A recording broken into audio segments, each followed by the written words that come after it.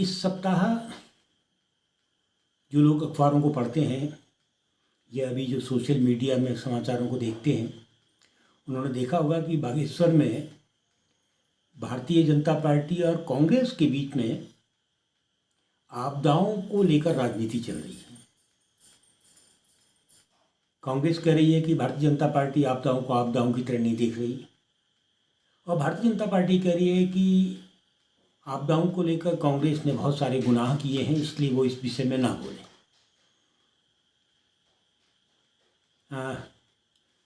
अब क्योंकि दो राजनीतिक दल आमने सामने हैं और विषय है आपदा। वैसे तो इस बार अभी तक बहुत बड़ी आपदा नहीं आई है और नहीं आनी चाहिए, लेकिन जो छोटा मोटा नुकसान हुआ है, कई जगह पुल टूटे हैं, रास्ते टूटे हैं, ये हर साल होता है। उसी नुकसान को लेकर ये दोनों राजनीतिक दल, जिनकी नकेल उत्तराखंड में नहीं होती है, वो कहीं दिल्ली में होती है, वहीं से हाके सूटे पीटे कूटे जाते हैं, अदले बदले भी जाते हैं, वो लड़ रहे हैं। हम दोनों दलों से सवाल पूछते हैं। सवाल संगठन का काम ही सवाल पूछना है कि जब 1982 में जगथाना में कन्याली को पहले यहाँ कर्मी में 30-35 लोग मरे,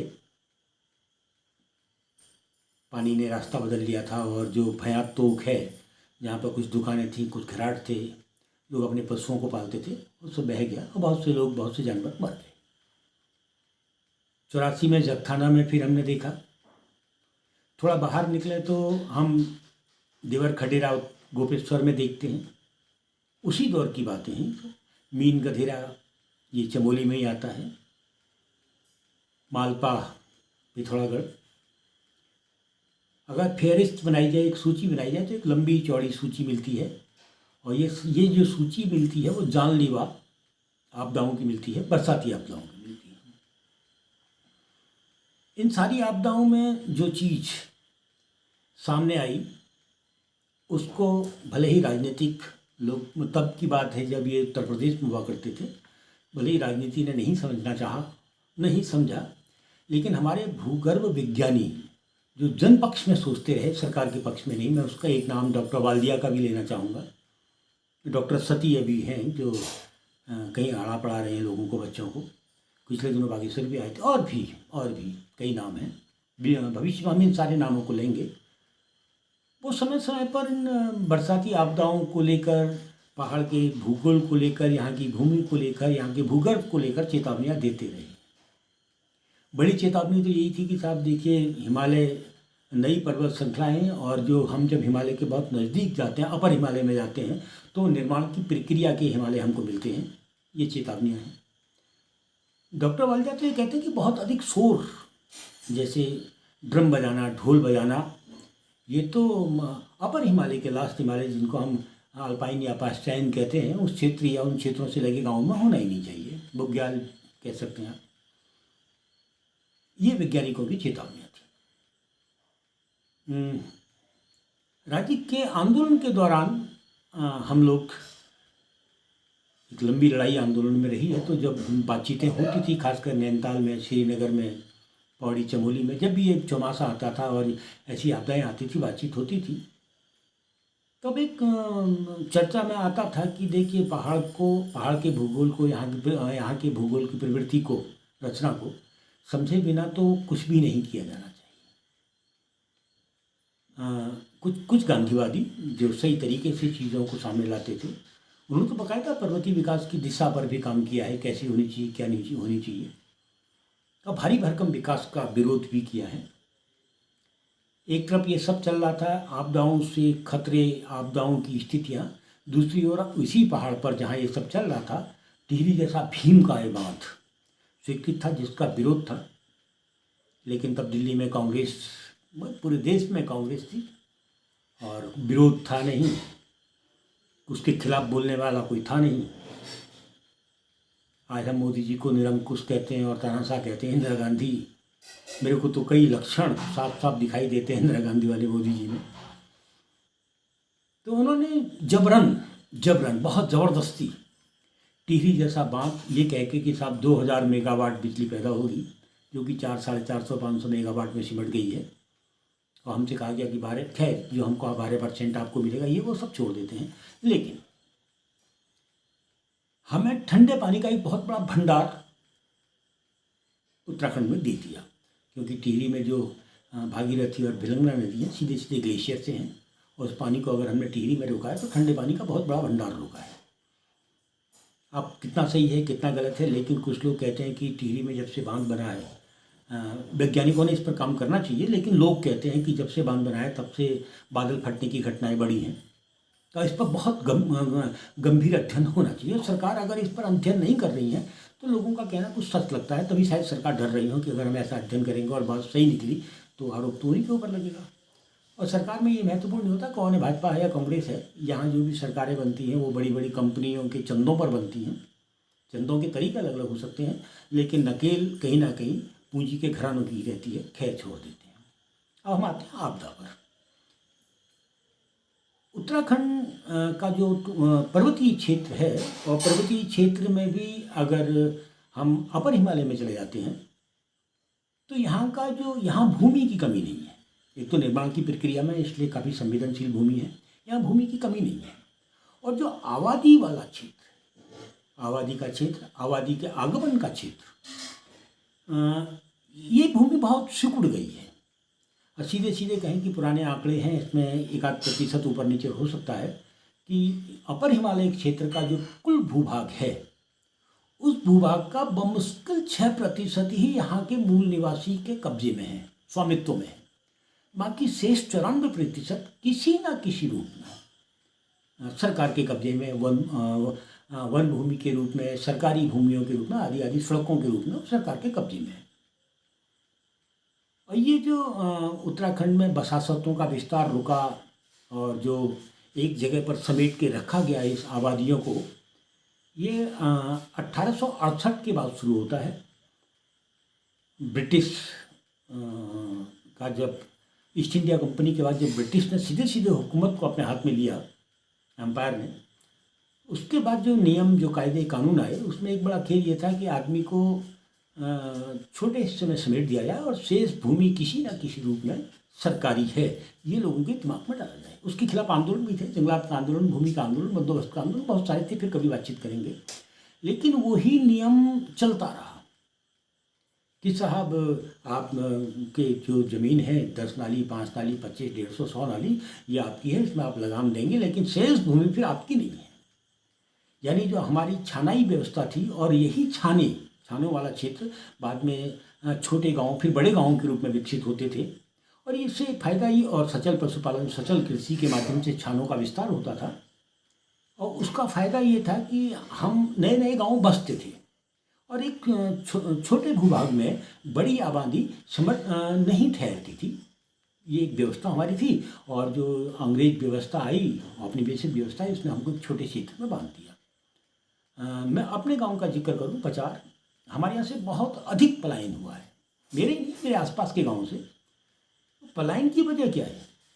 हम सब जानते हैं कि जो आज से 5 पुश्त पहले या 6 पुश्त पहले, या हम सीधे सीधे कहें 1868 के आसपास, जो भूमि हमारे हिस्से में थी, जहाँ हम खेती करते थे, रहते थे, वही भूमि आज है। और आबादी तेज़ी से बढ़ी है, परिवार तेज़ी से बढ़े हैं। जो 10 या 12 परिवार होते थे, आज वहाँ 130, 135, 140 परिवार हैं। तो 10-12 परिवारों के जो ज़मीन पर्याप्त थी, वो अगर 130, 135 परिवारों तक बटी होगी तो निश्चित रूप से ज़मीन सिकुड़ी है। ज़मीन सिकुड़ी तो लोगों ने पलायन किया, क्योंकि 2 नाली 2.5 नाली पर तो कोई ठुकेगा नहीं भाई। यहाँ कम से कम जो हम उत्तराखंड के लोग मांग करते हैं कि साहब नहीं, 100 कम से कम 100 नाली ज़मीन का क्राइटेरिया एक परिवार के संग होना चाहिए, तभी हम खा सकते हैं, रह सकते हैं, जी सकते हैं पहाड़ पर। लेकिन सुने कौन, अलग बात है, ये मांग है।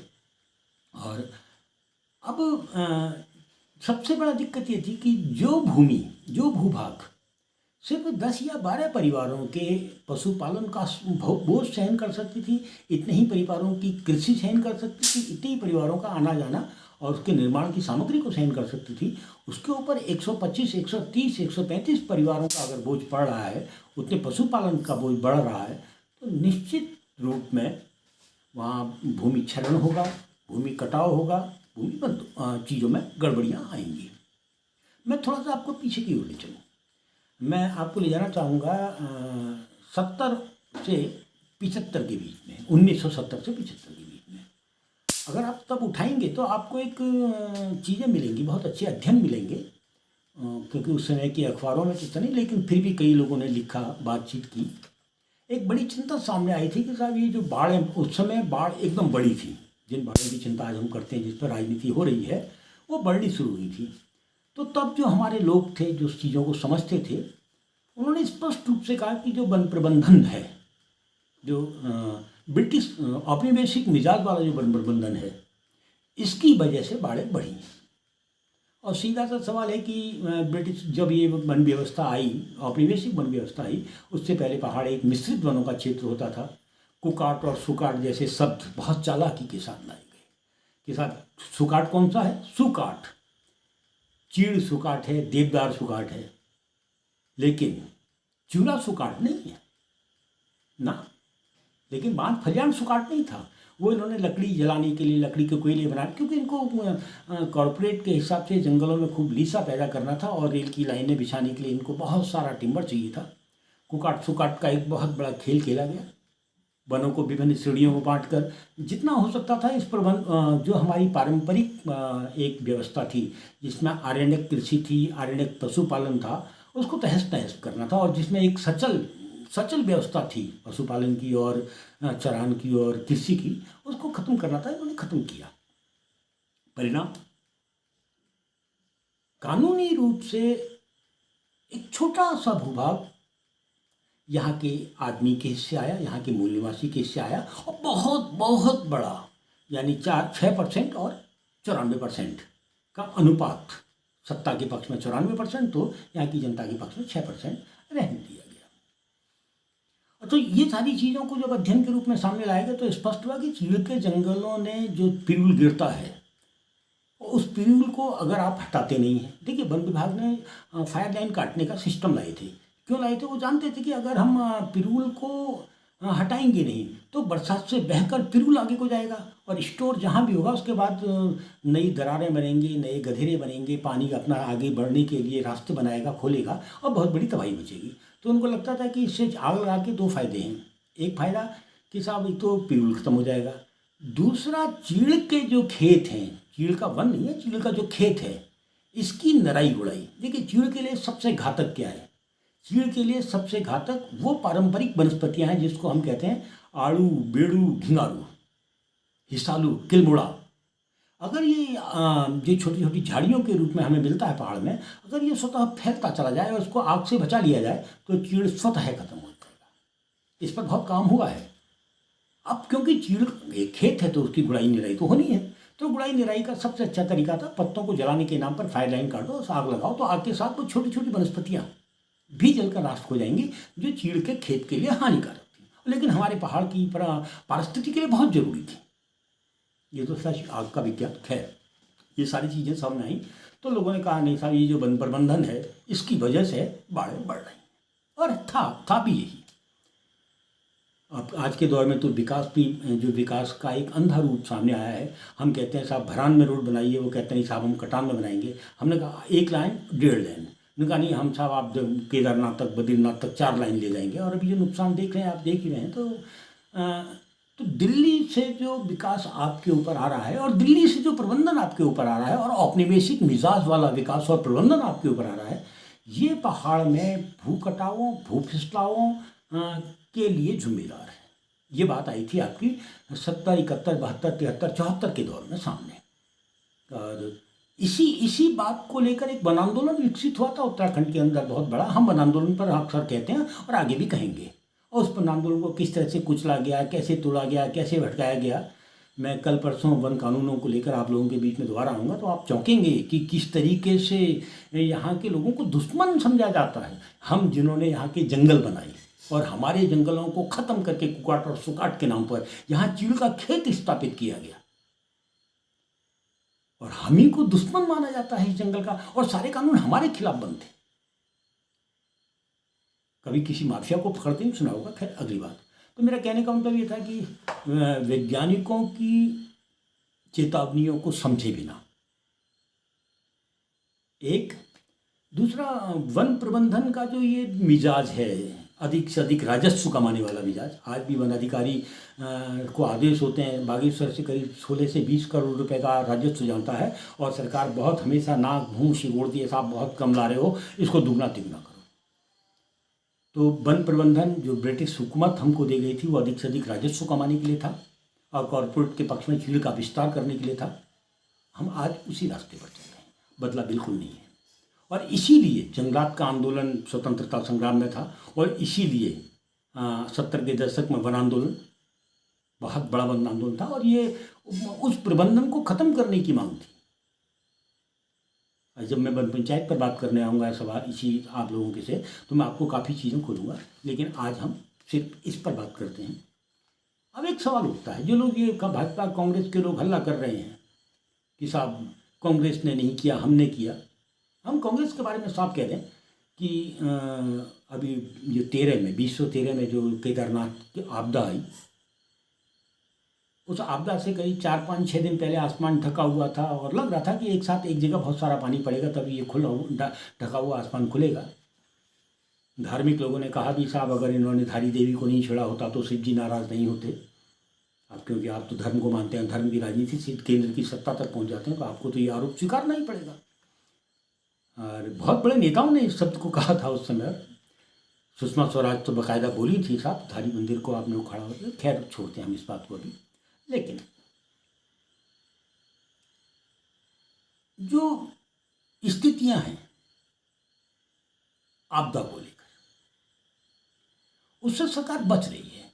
13 में क्या हुआ, आपदा है, तो कांग्रेस का एक बड़ा धड़ा सा आपदा में अवसर तलाश रहा था कि कैसे हम मुख्यमंत्री को बदलें।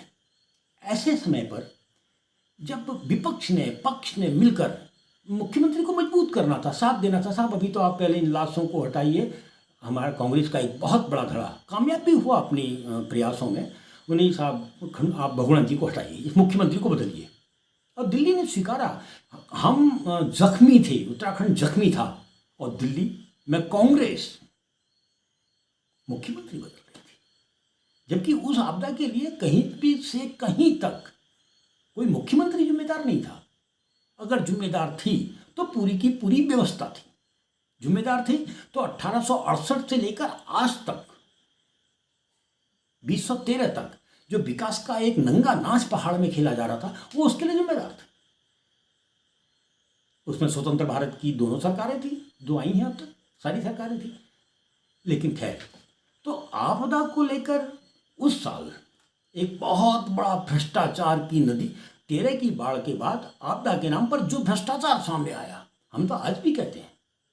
अगर आप कभी उसी बाढ़ में पिंडारी ग्लेशियर से कफनी ग्लेशियर जाने वाले रास्ते के लिए 1,30,35 लाख रुपया करीब 4-5 किलोमीटर के लिए स्वीकृत हुआ था, और वहाँ के लोग बताते हैं साहब 2.5-3 लाख रुपया खर्च हुआ, बाकी पैसा कहाँ गया, और रास्ता आज तक नहीं बनाया ना।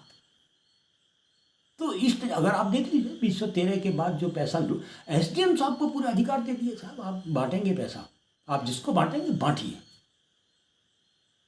कई लोग तो बहुत बड़े आपदा स्पेशलिस्ट, देखिए आपदा को रोकने के स्पेशलिस्ट तो बात में नहीं मिले, लेकिन आपदा राहत के बजट का जुगाड़ करने वाले स्पेशलिस्ट बन गए कई लोग। ये किसी जब ये आरोप प्रत्यारोप किया लेते तो किसी ने कहा नहीं, और आज क्या हो रहा है, आज भी वो स्पेशलिस्ट बड़ा जोरदार होता है कि साहब आपदा का बजट है करोड़ 2-3-4 करोड़, और बस टूटना चाहिए कहीं रास्ता, उसी समय एस्टीमेट के साथ जिलाधिकारी कार्यालय में साहब रास्ता टूट गया, आपदा आ गई। अखबार बहुत बड़ी भूमिका निभाता है हमारा। वो छोटी सी खबर होगी, वो खबर कहाँ चिपकती है, उस एस्टीमेट के साथ चिपकती है जो जिलाधिकारी के पास बजट स्वीकृति के लिए जाता है। तो आपदा से अवसर, आपदा में अवसर तलाशने वाला एक बहुत बड़ा वर्ग सामने आया है। पूर्व में जो अवसर तलाशते थे वो जानते हैं कि कैसे तलाशा जाता है, इसलिए वो वर्तमान में जो तलाश रहे हैं उन पर आरोप लगा रहे हैं। हम स्पष्ट रूप से कहना चाहेंगे कि आपदा जब तक आप भूमि बंदोबस्त नहीं करते, जब तक आप भूमि का बंटवारा नहीं करते, हमारे यहाँ जितने भी गांव हैं उनकी संख्या आपको 4 या 5 गुना अधिक करनी होगी। एक गांव के अंदर 20 या 25 परिवार से ज़्यादा का बोझ सहन करने की शक्ति में हमारा कोई गांव नहीं है, और आपने 250-300 परिवारों का बोझ गांव के ऊपर पड़ने दिया है, जबकि ज़मीन की कमी नहीं है। 94% जो सरकार बहादुर के हिस्से में ज़मीन है, वो ज़मीन है किसकी? हम चुनते किसकी सरकार को हैं? हम ये सरकार चुन किसकी ले रहे हैं? हम ये तो कह रहे हैं कि आप ज़मीन बांटिए ना। क्या दिक्कत हो रही है आपको ज़मीन बांटने में? आप अच्छी जगह दीजिए, आपके पास बहुत अच्छी अच्छी जगहें हैं। कुंवारी गांव को बसाने की बात चल रही है। अब आप कहते हैं साहब आपको एक मकान की जगह दी जाएगी, क्या एक मकान आधा नाली के करीब जगह दी जाएगी? वहाँ पशुपालन है, वहाँ खेती है, वहाँ गौचर है, पनघट है। वो आपके नक्शे में नहीं है, वो आपके प्लान में नहीं है, वो आपके कार्य योजना में नहीं है। आपकी कार्य योजना में है 6-7 लाख रुपये कि साहब और ये ले लीजिए और अपना कहीं भी ज़मीन खरीद के बस जाइए। आप कौन सा विकास कर रहे हैं? फिर आपको दिक्कत क्या है? यहाँ के मूल निवासी को यहाँ की ज़मीन बांटने में आपको दिक्कत क्या है? कत्यूरी शासनकाल को दिक्कत नहीं थी, चंद्रवंशी शासनकाल को दिक्कत नहीं थी, गोरखा शासनकाल को दिक्कत नहीं थी। हाँ, अंग्रेजों को दिक्कत आई, और अंग्रेजों के बाद से लेकर पहले दिल्ली में कांग्रेस की सरकार, गठबंधन की सरकार, भारतीय जनता पार्टी की जनता पार्टी की सरकार, भारतीय जनता पार्टी। आपको क्या दिक्कत आ रही है साहब यहाँ के मूल निवासी को यहाँ की ज़मीन सौंपने में? बर्बाद तो आप कर चुके हैं ना, यहाँ की वनस्पति को आप खत्म कर चुके हैं, नदियों को आप खत्म कर चुके हैं। जनता को दे दो, संभाल तो लेंगे। तो आपदा से बचाव का एक ही तरीका है, सिर्फ एक तरीका, कि हम 1868 में, देखिए पहला वन कानून बना था 1868 में, और उसी की साइक्लोकॉपी वन अधिनियम 1927 के रूप में आपके सामने है। 1927 अंग्रेजी दौर था, 68 तो सीधे सीधे अंग्रेजी दौर था, गुलामी का दौर था। तो जो औपनिवेशिक मिजाज का वन प्रबंधन है, इसको आप समाप्त कीजिए। अब आपके पास उत्तराखंड में हम पंचायती वनों पर बात करेंगे। आपके पास तो उत्तराखंड में वन पंचायतें हैं, बहुत सुंदर वन बनाए थे इन लोगों ने। ये तो अच्छा कि 70 के बाद आपने वन पंचायतों को खत्म करने की साजिश की। आप जनता को सौंपिए ये जंगल, और 10 साल के अंदर पर्यावरण की समस्या अपने आप समाप्त हो जाएगी, जिस दिन आप जनता को सौंप देंगे। किसी माफिया के माई के लाल की हिम्मत नहीं है कि जनता के जंगल में आके एक पेड़ काट ले। हाँ, आपके forest guard, DFO, CFO, MSO, NMSO की रहते हुए हम देख ही रहे पूरा उत्तराखंड का वन जो है आज माफियाओं के कब्जे में है। तो आज मैं क्योंकि आपदा पर बातचीत थी, चौमासा लगा है, हम तो यही चाहेंगे कि साहब एक भी खेत ना बगे, और एक रत्ती भी कृषि भूमि ना बगे, एक भी पेड़ ना बगे, एक भी घर ना टूटे, किसी घर की छत की पत्थर तक ना फिसले, यही हम चाहेंगे। लेकिन हमारे चाहने से क्या होता है, क्योंकि प्रबंधन तो उस पूंजी के हाथ में है जो चाहता है पहाड़ खाली हो जाए।